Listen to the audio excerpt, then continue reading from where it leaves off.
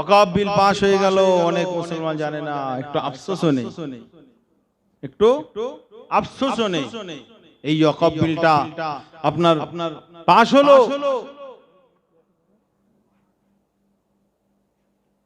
আপনার আসাদউদ্দিন ওয়াইসি সাহেব, নাম শুনেছেন তো নাকি?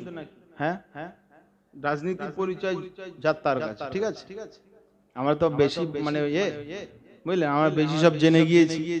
যাই হোক, তো আসাদউদ্দিন ওয়াইসি সাহেব বুঝলেন, এই যে শোনেন ভাই, যে যা রাজনীতি করে, রাজনীতি করা এখন গুনাহ, রাজনীতি করা বলেন তো এখন গুনার কাজ না নেকির কাজ?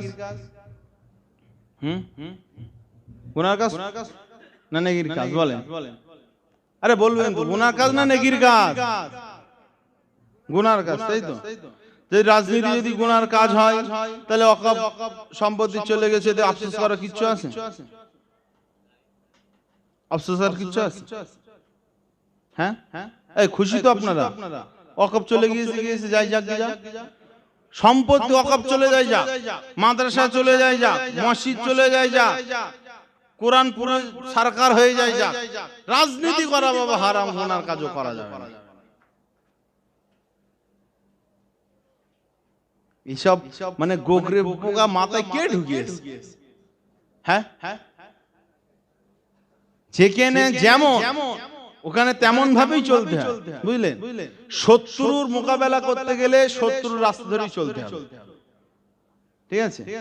আপনি রাজনীতি করেন, আপনি যদি আপনার টিএমসি যদি ভালো লাগে 100 বার করেন, আপনার সিপিএম ভালো লাগলে 100 বার করেন, আপনার আইএসএফ ভালো লাগলে 100 বার করেন। রাজনীতি করেন কাজের মতো, রাজনীতি করেন অকাজের মতো না। শুধু ভোটে জিতবো আর রং তামাশা মাখবো আর ঘুরবো, অকাজের মতো না, কাজের মতো রাজনীতি করেন। আজ ওয়াকফ বিল যে পাস হলো, এটা সম্পূর্ণ রাজনীতির উপর ভিত্তি করেই তো, এমপি ওদের উপরে ভিত্তি করেই তো পাস হলো। তাহলে আমি রাজনীতি যদি বলি না যায়, ঠিক আছে, যদি হারাম বলি, তাহলে ওই মানে আপনার পার্লামেন্টে গিয়ে ওয়াকফ বিলের বিরুদ্ধে ভোটটা কে দেবে? বুঝে আসছে না কথা? তাহলে সেই জায়গাতে আমাকে তো যেতেই হবে। আর ওয়াকফ বিলের বিরুদ্ধে বা ইসলাম ধর্মের বিরুদ্ধে যে আইনগুলো নিয়ে আসা হবে, তার বিরুদ্ধে তো আমাকে ভোটটা তো দিতেই হবে। নাকি আমি ইমাম সাহেব বলে আমাকে এমনি ঢুকতে দেবে? আমি হুজুর বলে ঢুকতে দেবে? না ফুরফুরা হুজুর বলে ঢুকতে দেবে? হ্যাঁ, ওই ফুরফুরা হুজুর শুধু মানে ওই ফুরফুরায় কেউ আসলে ওই পাশে বসে শুধু সেলফিটাই তুলতে দেবে, লোকসভায় বিধানসভায় ঢুকতে দেবে না, বুঝলে। নওশাদ ঢুকতে পারবে, আপনার অভিষেক ঢুকতে পারবে, আপনার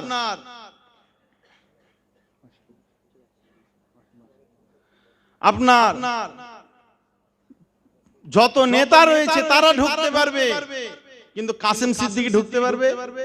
এই পারবে? সাফিরি ঢুকতে পারবে? পারবে না। ওমর হুজুর যত বড়ই আল্লাহওয়ালা হোক না কেন, ওখানে ঢুকতে পারবে না। ওখানে ঢোকার লাইন আলাদা।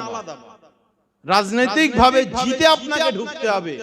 আপনি কেউ যদি কোরআনের বিরুদ্ধে যদি কেউ বিল নিয়ে আসে, আপনাকে তার বিপক্ষে আপনাকে ভোট দিতে হবে। আর ওই ভোট আপনার বাড়ি বসে দিলে হবে না, ওই পার্লামেন্টে গিয়েই ওর বিরুদ্ধে আপনাকে ভোট দিতে হবে। তাহলে পার্লামেন্টে যদি আপনি ঢুকতে চান, রাজনীতি তো আপনাকে করতেই হবে। আপনি যদি কোরআনকে যদি বাঁচাতে চান, রাজনীতি তো আপনাকে করতেই হবে। আপনি যদি ওয়াকফকে বাঁচাতে চান, রাজনীতি তো আপনাকে করতেই হবে। আপনি যদি এমন করে মাদ্রাসাকে বাঁচাতে চান, রাজনীতি তো আপনাকে করতেই হবে। আপনি যদি কবরস্থানগুলোকে যদি বাঁচাতে চান, রাজনীতি তো আপনাকে করতেই হবে। রাজনীতি না করে আর যতই হারাম হারাম বলে ফতোয়া দাও, ওই পার্লামেন্টে বিরুদ্ধে আর হবে না, শপথের পক্ষেই বিল পাস হবে। ঠিক না বেটি? ফতোয়া মানে যে যার মতো স্বার্থে ফতোয়া দেয়, বুঝলে, যে যার মতো স্বার্থে ফতোয়া দেয়। একটু চোখ খুলে চলতে, কি বললাম, চোখ খুলে চলতে হবে। দেখেন আমাদের এই ফুরফুরা শরীফে, ঠিক আছে, এই যখন আমি কে কি করেন আমি বলছি না, আমি শুধু দুঃখের কথাটা বলছি, ঠিক আছে, শুধু দুঃখের কথাটা বলছি। আব্বাস ভাইজান তিনি যখন মানে পার্টি একটা তৈরি করেছিলেন, আইএসএফ পার্টি যখন তৈরি করেছিলেন, শুধু দুঃখের কথাটা বলছি, আইএসএফ পার্টি তৈরি করেছিলেন, ঠিক আছে, ইন্ডিয়ান সেকুলার ফ্রন্ট। তো বাংলার আলেমদের, বাংলার মুফতিদের, বাংলার পীর পীরজাদাদের মুখে ফেনা উঠে গিয়েছিল যে ইন্ডিয়ান সেকুলার ফ্রন্ট মানে হারাম, রাজনীতি করা মানে হারাম, ধর্মগুরু রাজনীতি করা এটা শোভা পায় না, এটা নাজায়েজ হারাম। বাংলায় ফেনা উঠে গিয়েছিল যখন ওয়াকফ বিল যখন পাস হলো, আর ওয়াকফ বিলের পক্ষে যখন, ওয়াকফ বিলের বিরুদ্ধে যখন এমন করে যখন ভোট দেওয়ার লোক পাওয়া গেল না, ওই সমস্ত হুনবিড়াল, ওই সমস্ত আলেমদের এখন মানে বেরেন খুলেছে যে না, ওই জায়গায় যেতে গেলে তো রাজনীতি করেই যেতে হবে। ঠিক বলছি না ভুল বলছি? এখন হুঁশ ফিরেছে, ওই জায়গায় তো পৌঁছাতে হবে। ওখানে অমিত শাহ পৌঁছে গেল বিরুদ্ধে ভোট দেওয়ার জন্য, ঠিক বলছি তো নাকি? অমিত শাহ পৌঁছে গেল বিরুদ্ধে ভোট দেওয়ার জন্য, বিজেপির অন্যান্য নেতারা পৌঁছে গেল বিরুদ্ধে ভোট দেওয়ার জন্য, আর তোমার একটা জাত ভাই ছেলে সে তোমার ওয়াকফের পক্ষে ভোট দেবে, মানে ওয়াকফের মানে রিজেক্ট ওয়াকফ, বয়কট ওয়াকফ, ওয়াকফের মানে আপনার যে ওয়াকফ সম্পত্তি এর বিপক্ষে যে ভোট দেবে, আপনার সন্তান, একজন মুসলিম সন্তান, সে যখন পার্লামেন্টে যাওয়ার জন্য যখন সে প্রস্তুতি আগে থেকে হওয়ার চেষ্টা করছিল, সেই সময় তোমরা ফতোয়া দিলে রাজনীতি করা হারাম, ধর্মগুরু রাজনীতি করবে না। কি গো, ওই যে বিজেপির নেতা আছে না আপনার, গেরুয়া কালারের ড্রেস পরে, নাম কি অমিত শাহ বন্ধু, যোগী, কি গো ধর্মগুরু কি গুরু না? হ্যাঁ, যোগী বড় ধর্মগুরু, হিন্দু ধর্মের ধর্মগুরু, ঠিক না বেটি? যোগী রাজনীতি করেছে, রাজনীতি করে আর ইসলামের বিরুদ্ধে কালা কানুন তৈরি করে, আর মুসলমান রাজনীতি করে ইসলামের পক্ষে কথা বলবে, আর এই মুসলমানরাই ফতোয়া দেয় রাজনীতি করা হারাম। ও শালা মুখি কাঁচা পায়খানা ঘষে দিতে হবে, ঠিক না বেটি?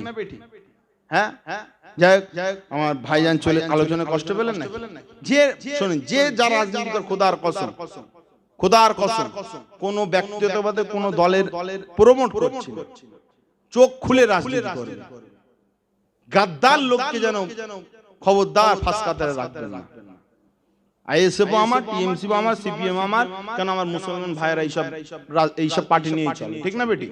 চোখ খুলে রাজনীতি করবেন, কারণ যখন বিল পাস হয় তখন অনেক মানে এমপি যায়নি, জানেন, অনেক এমপি যায়নি, কি গো, জালে 3-4টে ভোট বাড়তো কি বাড়তো না? হ্যাঁ, বাড়তো তো নাকি? কিন্তু যায়নি, মানে যদি সিনেমা রিলিজ করি আর ওরা যদি দেখতে না আসে তাহলে তো ভাটা পড়ে যাবে, ঠিক না বেটি? সিনেমায় ভাটা পড়ে যাবে, সেই জন্য তারা যায়নি। কদিন পরে বলবো অসুস্থ ছিল, কে বলবে শরীর, কে বলবে শরীর খারাপ ছিল, কে বলে শরীর ব্যস্ত ছিল, ঠিক না বেটি? যাই হোক, মানে ওই সমস্ত 2 নম্বরই থেকে দূরে সরে থাকবে, যে যা রাজনীতি করে চোখ খুলে রাজনীতি করে, বুঝলেন? আমি এই যে ভাইজানের দরবারে মাঝে যাই, বুঝলেন, খুব একটা যাওয়ার সময় পাইনি, বুঝলেন? অনেকে ভাবে যে ভাইজানের দরবারে গেলে মগজ ধোলাই করে, খোদার কসম না, আমি কিন্তু বসে বলছি, ভাইজানকে ওই মালদা জেলা সম্ভবত ওখান থেকে দাওয়াত করতে এসেছে, ভাইজানের দরবারে এসেছে, অনেক মানুষ এসেছে, তা ভাইজান এসে দেখে একজন বসে রয়েছে, তাকে জিজ্ঞাসা করছে তুমি রাজনীতি করো? বলে হ্যাঁ করি। বলে কি দল করো? বলেছে বলে টিএমসি দল করি। ঠিক আছে, তা ভাইজান বলল ঠিক আছে ভাই, যা করবেন করবেন, চোখটা অন্তত খোলা রেখে করবেন, চোখটা খোলা রেখে করবেন। তারপর দেখলাম যে ওই ছেলেটা আবার দাউদ করতে এসেছিল, আবার চলে গেল, বুঝলেন? তো ভাইজান তো ওকে তো স্পেশাল ভাবে বুঝাতে পারতো, স্ট্যান্ডার্ড মানুষ, শিক্ষিত মানুষ দেখে, কিন্তু না, যাই করে, আইএসএফ করা গুনাহ না, টিএমসি করা গুনাহ না, কিচ্ছু করা গুনাহ না, তবে আপনি যদি চোখ খুলে যদি না করেন আর যেমন ইচ্ছা তেমন যদি ভোট দিয়ে দেন আর অন্যায়ের বিরুদ্ধে যদি ভোটটা পড়ে যায়, মানে অন্যায়ের পক্ষে যদি আপনার ভোটটা পড়ে যায় আপনি গুনাহগার হয়ে যাবেন। বুঝে আসছে কথা? যাই হোক আমার ভাইয়েরা, আল্লাহ পাক যারা সুরাজনীতি করছে আল্লাহ তাদের জান মাল ইজ্জতের হেফাজত করে, বলুন আল্লাহুম্মা আমিন। আর আল্লাহর কাছে দোয়া করে আল্লাহ আগামী দিনে পার্লামেন্টে আল্লাহ মুসলমানদের পক্ষে আল্লাহ পাক এমন করে মন্ত্রী, এমন করে এমপিদের আল্লাহ পাক সেখানে জায়গা করে দে, বলুন আল্লাহুম্মা আমিন। নবীর রওজা শরীফ দেখে মন ভরে না, দিদার দাও গো শাহে মদিনা, দিদার দাও গো শাহে মদিনা। ইয়া রাসূলুল্লাহ ইয়া হাবিবাল্লাহ, ইয়া রাসূলুল্লাহ ইয়া হাবিবাল্লাহ। সকলে বলেন না ইয়া রাসূলুল্লাহ ইয়া হাবিবাল্লাহ, ইয়া রাসূলুল্লাহ ইয়া হাবিবাল্লাহ। নবীর রওজা শরীফ দেখে মন ভরে না, দিদার দাও গো শাহে মদিনা, দিদার দাও গো শাহে মদিনা। আরশের মেহমান করেছেন আল্লাহ, আরশের মেহমান করেছেন আল্লাহ। কত শান কত মান মোর কামলিওয়ালা, কত শান কত মান মোর কামলিওয়ালা। ও গো মদিনাওয়ালা, ও গো মদিনাওয়ালা, করো করুণা, দিদার দাও গো শাহে মদিনা, দিদার দাও গো শাহে মদিনা। ইয়া রাসূলুল্লাহ ইয়া হাবিবাল্লাহ, ইয়া রাসূলুল্লাহ ইয়া হাবিবাল্লাহ, ইয়া রাসূলুল্লাহ ইয়া হাবিবাল্লাহ।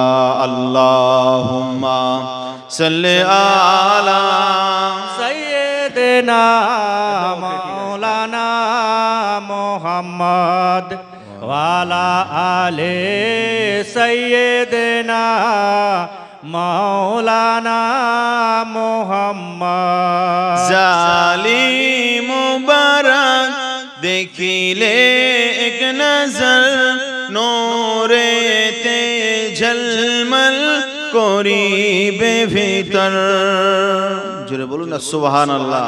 নারায়ে তাকবীর, নারায়ে তাকবীর, নারায়ে রিসালাত, নারায়ে তাকবীর।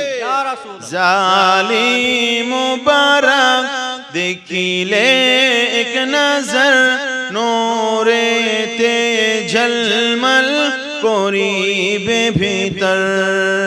ও গো রউফুর রহিম, ও গো রউফুর রহিম, করো করুণা, দিদার দাও গো শাহে মদিনা, দিদার দাও গো শাহে মদিনা।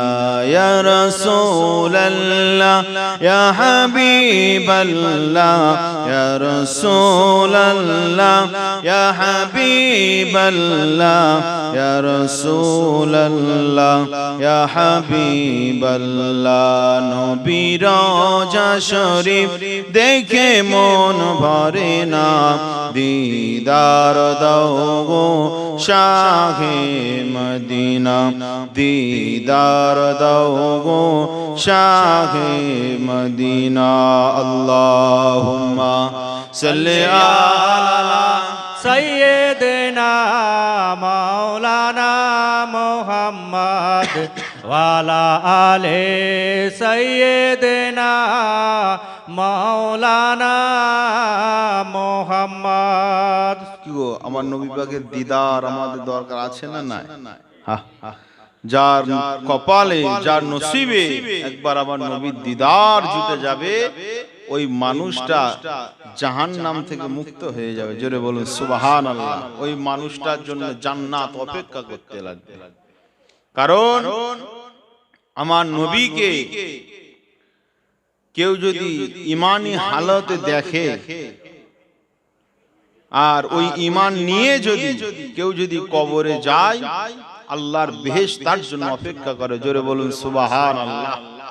সেই নবী সাল্লাল্লাহু আলাইহি ওয়াসাল্লামে কেউ যদি দিদারও যদি না পায়, অন্তত কেউ যদি আমার রাসূল পাক সাল্লাল্লাহু আলাইহি ওয়াসাল্লামের রওজা মুকাদ্দাস যদি একবার জিয়ারত করে আসে, আল্লাহর হাবিব বললেন ওয়াজাবাত লাহু শাফাআতি, তার জন্য আমি নবী আমার শাফাআতটা ওয়াজিব হয়ে যায়। জোরে বলুন, একটু জোরে হবে না? নারে তাকবীর। আমার হাবিবের শাফাআত যার একবার নসিবে জুটে যাবে, কি গো আমার রাসূল পাক যার জন্য শাফাআত করবে, ওই ব্যক্তিকে জাহান্নামে যাবে বলে মনে হয়? কোনো সন্দেহ থাকে? ওই ব্যক্তি বেশাক জান্নাতি।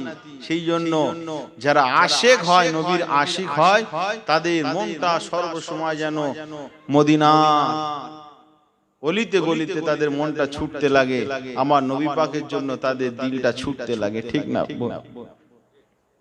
তাই কবি বলছে, পৃথিবীর যতখানি যত গিয়েছি, কম বেশি দুঃখ তো পেয়েছি।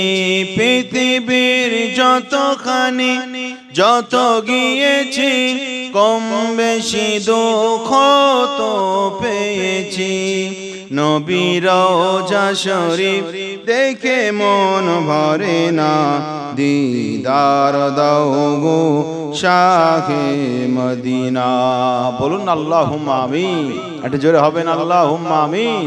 একটু কলেমা জিকির লা ইলাহা ইল্লাল্লাহ, লা ইলাহা ইল্লাল্লাহ, লা ইলাহা ইল্লাল্লাহু মুহাম্মাদুর রাসূলুল্লাহ। হাসবি রব্বি জাল্লাল্লাহ, মা ফি কলবি গায়রুল্লাহ। হাসবি রব্বি জাল্লাল্লাহ, মা ফি কলবি গায়রুল্লাহ।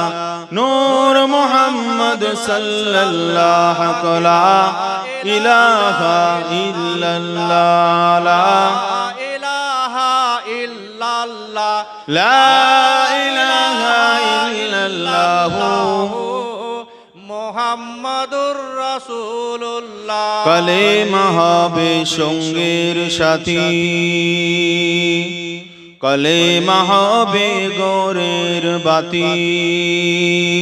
পড়ো কালেমা দিবারাতি, কালেমা বিনা নাই কো গতি। জোরে জোরে লা ইলাহা ইল্লাল্লাহ, লা ইলাহা ইল্লাল্লাহ, লা ইলাহা ইল্লাল্লাহু মুহাম্মাদুর রাসূলুল্লাহ। এটা তাকবীর, নারে তাকবীর, নারে তাকবীর, নারে তাকবীর। আকবার। জনাব মাওলানা আব্দুল ওদুদ শাহ জিন্দাবাদ, জনাব মাওলানা আব্দুল ওদুদ শাহ জিন্দাবাদ। নারে রিসালা, ইয়া রাসূলুল্লাহ, নারে তাকবীর, নারে তাকবীর। আল্লাহু আকবার। মাওলানা সাহেব এসে গিয়েছে, আমাদের সকলে আকাঙ্ক্ষিত বক্তা, ঠিক না বেটি? হুজুর আখিরি মোনাজাত করে আল্লাহ পাক কবুল করে, বলেন আল্লাহুম্মা আমিন।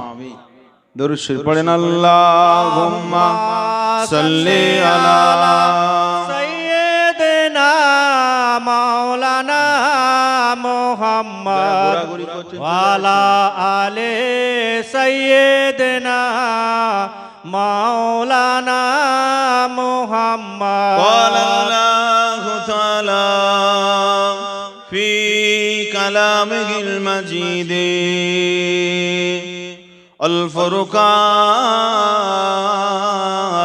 হামিদ, কুল ইন কুনতুম তুহিব্বুনাল্লাহা فاتبعوني يحببكم الله ويغفر لكم ذنوبكم الله غفور رحيم प्यारे हाजिराने मजलिस দিনদার ইমানদার নেককার আল্লাহওয়ালা মুরব্বিয়ান চাচাজান গণেরা সমবয়স্ক নওজওয়ান তরুণ যুবক ভাইয়েরা পর্দার অন্তরস্থমা ধর্মিকা মা ও বোনেরা আপনাদের মসজিদে প্রবীণ আলেমে দ্বীন ইমাম সাহেব অনেক বছর ধরে আমতি করছে তাই তো নাকি সকলকে অন্তরস্থল থেকে ভালোবাসা জানাই আপনাদের সম্মানীয় মুয়াজ্জিন সাহেব সকলকে ভালোবাসা জানিয়ে আল্লাহ শুকরিয়া আদায় করছি যে আল্লাহ পাক আমাদেরকে এই বেহেশতের বাগানে বসিয়েছেন সকলে বলুন আলহামদুলিল্লাহ শতকোটি দরুদ ও সালাম বর্ষিত হুজুর পাক সাল্লাল্লাহু আলাইহি ওয়াসাল্লামের প্রতি সকলে বলুন সাল্লাল্লাহু আলাইহি ওয়াসাল্লাম আমার ভাইজানেরা কোরআন শরীফের একটা আয়াত তেলাওয়াত করেছি কি গো একটু নবীর কথা আলোচনা করব হ্যাঁ ভালো লাগে তো নাকি হ্যাঁ নবীর কথা সব ভালো লাগে না